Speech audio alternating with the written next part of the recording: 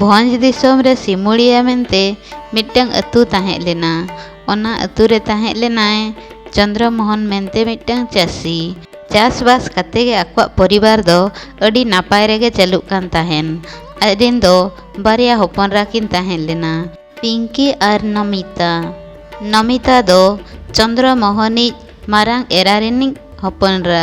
ओना खातिर आयो दुलाड़ दो आज दो चेत मेनते हों बाय बडाय लेआ। जानाम आयो बाय ताहें लेना मेनते छुटकी आयो दो दोमे हारकेते कान ताहेन। हेले पिंकी दो छुटकी एराई होपनरा। ओना खातिर अडी सोराग दुलाड़ तेगे उनी दोय हारा कना। समय सलाते नमिता और पिंकी हों किन हारायना। और पिंकी और नमिता बाना होड़ मिट्टांग ओड़ा रेगे को जावाय केत किना। पिंकी हस्बैंड दो मिट्टांग अडी मारांग बिजनेसमैन कनाय। ओना खातिर आजी हानार बुढ़ी हों पिंकी दो अडी गान को दुलाड़ेया, चेत हों बाय कमी होचोया। आयो नमिता हा तीरिया चंदा बासांग जम जमते इन में अड़िस चाबायना। गिद्रा खोने जम अगुईआ और तीनंग ओना मिट्टंग टेस्ट तुम जमा मासे। बहु ठीक मा ठीक कथा गेबेन लईआ, हेले चेत लांग चिकाया मासे और चेत उपाय हो तो बचु आना। बांखान दो ओकोय चंदा बासांगाय आलांग जुदी चंदा बासांग काते लांग जमा ताहले होड़ चेत को लईआ। आयो आंजम बिन इन ठेन मिट्टंग सुपर आइडिया मेनाआ। चेदा से चलो आलांग तेहें दो बाहर सेन काते होटेल रे लांग जम अगुया। चेत बिन लईआ सेनो आलांग तो? ओना कथा मा ठीक गया, हेले चेत लेका लांग सेनोआ। आदो रुसेई मा चाबा कान दो ओना कोदो ओकोय जमाय। ओना जुदी नष्टोआ मेनखान ओहो आयो इन जहां भाबीआ अबिन दो चेता उनी नमिता हा चंदा दो अडिगान बिन कुसिया कना। ओना खातिर सेनो बांग सानाय बिना। अबिन चलो से ओकोय चंदा काय ओना दो उनी बुझावाय। अबिन दो चेत उना दो बिन टेंशनोक कना। ठीक गया तबे बहु उना बिन लयेत खान दो तबे चलो।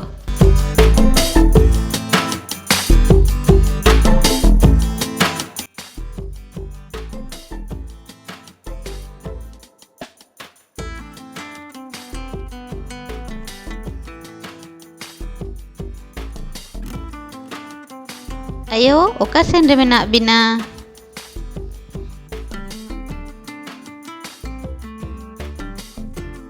आयो आयो ओकायना बिन? दाका उतु को दो इसिन गोद एना, देला जम बिन देला ओकायना बेन? पिंकी ए पिंकी नोडे गे तो किन ताहें लेना ओकायना किन? ओका सेन किन चलावेना? ठीक जम बेड़ा खान गे ओका सेन सुकिन सेनोआ। धिनंग हा आरहों राड़ेज लेन खान किन मेना ललो अगुई में अलिन दो ललो ललो लिन जमा राड़ेज एना इनगे हाँ किन हारकेतिnya। नोई दो नमिता। नमिता इज दो जनाम आयो बनु इया मेनते आजे छुटकी आयो दो पिंकी ताको ओड़ा रे निज गुत्ती कोड़ा ठेन गे जावाय के दियाय। चेदा से आजिज होपनरा कमी करे आलोय हारकेतो मा। आयो तेहेना जमा दो अडी बुगी गे होइना। इन में भाबीआ तीन गिलांग सेनोआ। आयो ओका सेन बिन चलाव गोद लेना? एनांग कोनेई पांतेत बिना। चलो दाका उतु को दो इसिन गोद एना, जमा बिन चलो। तेहेन दो अलिन दो बाहरे सेन दाणान लिन चलाव लेना और ओनते होटेल खोन गेलिन जम अगु का। मिट्टांग आम कमी में नोआ जमा दो झतो आमा ओड़ा ते इदी में। पूरा बरसिंग गान अबिन बार होड़ तिबिन जम रे हो बबिन चाबा दाड़िया। और नौका रे हो अबिन मा नौकान जमा मा तिस अबिन नाम हो बबिन नामेआ। हेले आयो मांग खन हुतकन बिन लई के खान बाहरे बिन चला कना मेनते इन बइन चंदा किया हुतकन। अदो उनंग इन चंदा का नितो ओना दो चेत चिकाआ? ओकोय जमाय मासे उनंग दो? ठीक गया तबे खानिन इदिया। चेत एम मेन किया आम अलिन जवाबेम एमा लिंग कना? अरे तेहेना जमा जुदी नष्ट लेन खान गपा चेत ले जमा ओना चिंता को दो आपे लेकान रेंगेज होड़ को चिंताया। आले लेकान किसान होड़ को दो बांगा बुझे कि आम आले जुदी दुड़ुब कते बरसो सारा ले जमा तबे रेहों आले जमा बांग चाबाआ।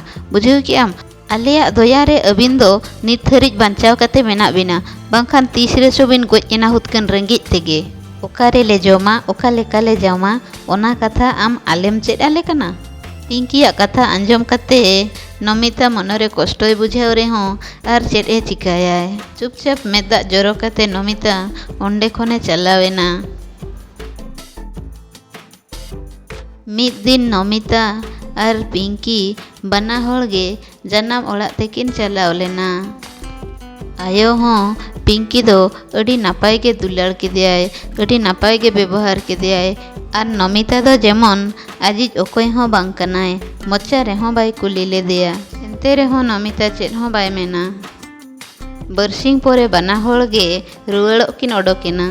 आयो इन तो तेहेñ गिन चलाआ, फोन ले आए तेहेñ इदी हिजुग आए, अदो गप्पा दो मीटिंग मेनाग ताया बाय हेज दाड़ेयाआ और हाँ ओकोय इदीኛय। बेटी पिंकी चेद कथाम लईआ, तेहेñ दो चेद लेकाम चलाआ?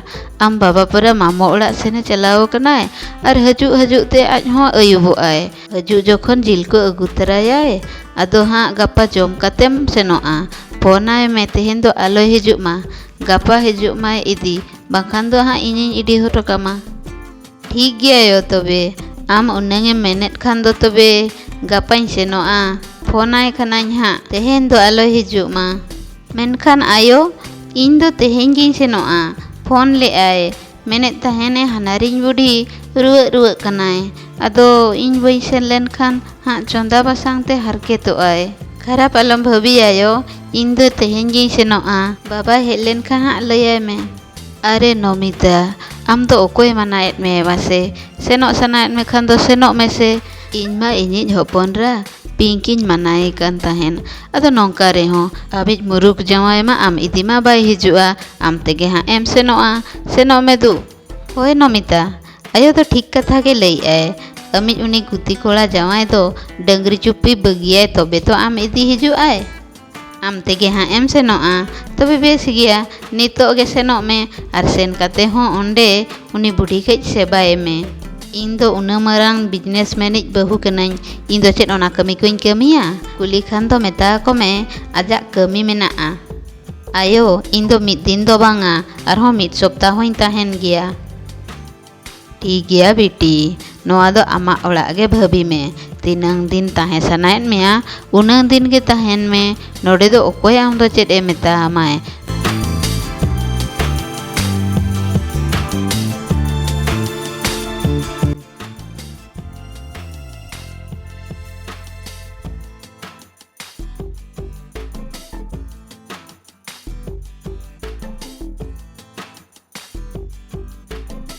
एगो नॉय ने परिबा को और जिल को हन अगु तरा का लोगन लोगन चंदा गोद में तेहेñ दो जतो होड़ मेसा हाते मिठेन दुड़ुबाते बो जमा।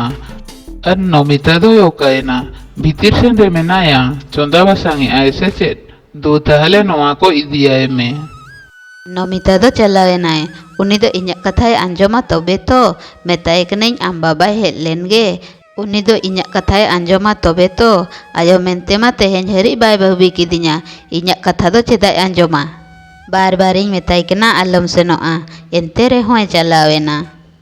होय बाबा आयो दो ठीक कथा गे लईआय, उनी दो अबिनिज होपनरा दोय बांग कना, ओना खातिर गे तो आयोआग कथा हों बाय आंजोम लेआ, चलावेनाय। आंजोम एगो पिंकी चेलेका अलांगिज होपनरा, नमिता हो ओंका के अलांगिज गे होपनरा, अदो उनी उडुकेनाय मेनते चलाव होचो केदियाम, बाम आकोट लेदिया, बाम मेता दिया इñिñ इदी होटो कया हुतकन। एकलाय चलावेना होड़ चेद को लईया मासे, और जावाय दो इदी बाय हेज लेना से। अरे उनी दो इñाग कथा बाय मनाव लेआ, अदो चेद तोलातेñ दोहोया से? चेद लेकान कथा को आदो मेताñ कना, उनी दो चेद इñिज होपनरा दोय बांग कना? एगो ओना कथा दो बांगा।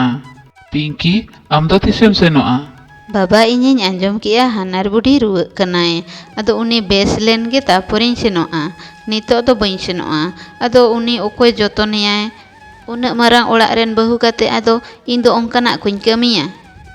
इन दोñ ओहो किया, नित रे दो इन दो बई सेनोआ बाबा। उनी बुढ़ी तीसे बेसेनाय मेनतेñ आंजोमा, इन हिलो एनांगिñ सेनोआ, नितो दो इन दो बई सेनोआ। पिंकी दो रुवाग आंजोम काते हेज हों बाय हेज लेना, हेले नमिता दो जम ᱧᱩ जतो कथाय बुझावेद ताहेन।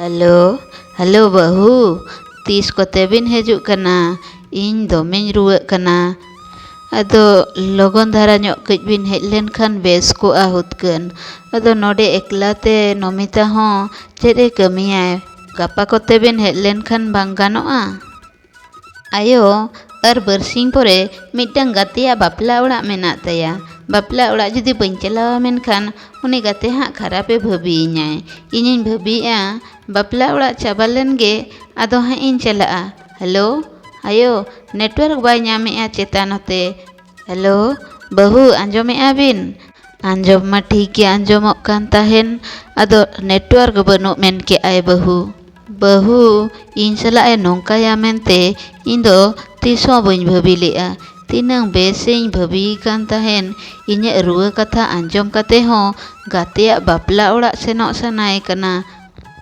नोंकान बहू कोदो इनिन गोज लेना खान हो इदु हिजु आको से बांगा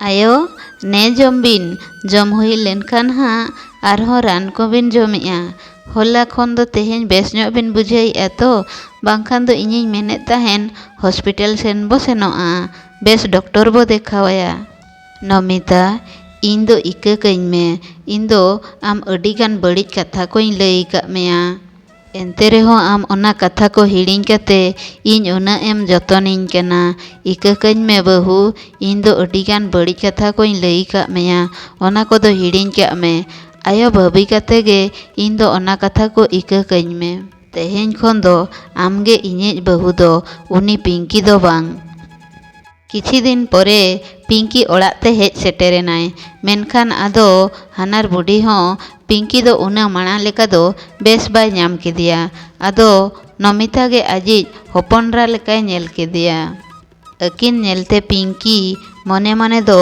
दोमे गे रेगी कान ताहेने किछि दिन परे ओड़ा रे आयो हो रुआयनाय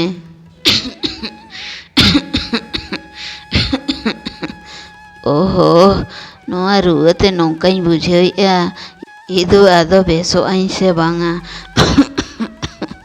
ओहो ओकायनाम आयोआ रुआ कथा आंजोम कते गे नमिता दो आयो ñeñel ओड़ाते हेज सेटेरेनाय मेनखान पिंकी दो आंजोम कते रेहों बाय हेज लेना आर आयोआ जमन्यू कथा को नमिता गे बुझाव किआय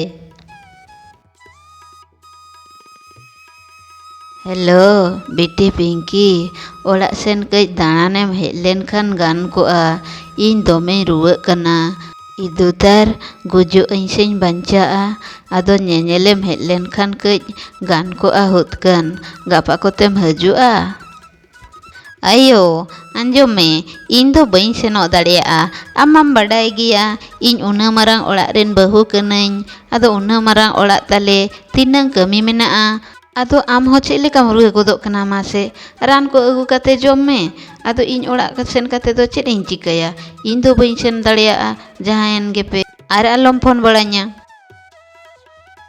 चेड़े लई के आए गो बिटी दो तबे खान गापाय हिजुग कना अगुñ सेनोआ बस स्टैंड हरिज से चेद लेका चेड़े लैयाय आर साफा साफाय माना किआ आज दो बाय हेज दाड़ेयाआ मेन के आए जहाँ पे चिकायन रेहो इन दो आलो पे फोन आña चेले गो नेल किदेयाम तो ओकोय उनांगेम दुलाड़ाय कना उनी आमा विपद समय रे हेज गे बाय हेज लेना उनांगेम रुआग कान रेहो कोयोग गे बाय कोयोलेद मेया आर नमिता नेले में ओकोय उनांगेम हारकेते कान ताहेन मिद दिन हो आयो दुलाड़ गे बाम एम कावदिया होपनरा लेखा गे बाम नेल किदिया उनी तेहेñ आमा रुआ आंजोम कते गे दौड़ाते आम ठेने हेज कना ठीकेम लई काआ गो बिटी बिटी नमिता आदो इन दो इका कइñ मे इन दो नितो इñा भूलिñ बुझाव काआ आम दो अडी बड़िज कथा कोई लई काग मेया अडी गानिñ हारकेत काग मेया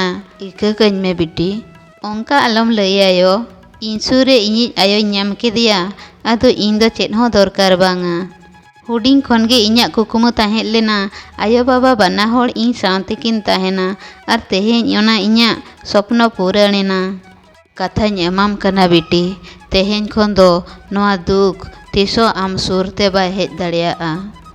आयो बाबाहा आशीर्वाद आम सावते मेनागा। नोंका गे सत्य हर रेबो ताड़ाम लेखान मिद दिन बांग मिद दिन लक्ष्य बो हासिल दाड़ेयागा। आदो कहानी चेद लेका पे बुझेव किया बेस पे बुझेव के खान दो लाइक तरा काग पे और नोंकान नवा नवा वीडियो नेल लगिद दो चैनल हो सब्सक्राइब तरा काग पे।